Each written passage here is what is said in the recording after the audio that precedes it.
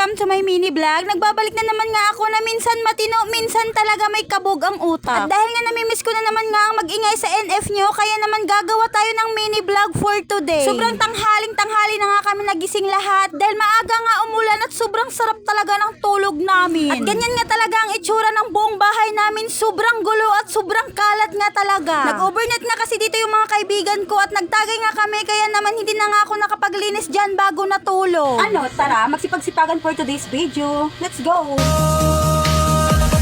Hawak mo ang beat, hawak mo ang gabi, sa bawat galaw mo. Napasaya pa nga ako dyan na para bang hindi pa natunawan sa ininom kagabi. Mananahimik nga muna ako, kaya naman panoorin nyo nga ako maghugas ng plato.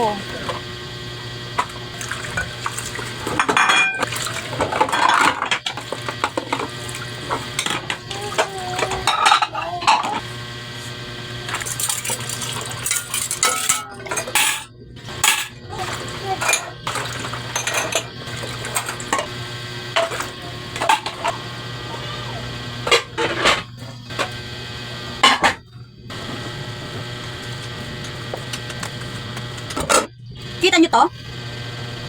Gin yan, di naubos. Tatagay-tagay, tapos hindi kinire, isang buti lang. Kaya anong gagawin? Itatapon, syempre.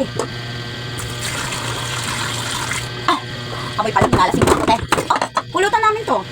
Ano to? Chicken na beef. King, wala, nothing. Tatapon natin. Kasi hindi tayo magtatagay for today. No, maglilinis tayo.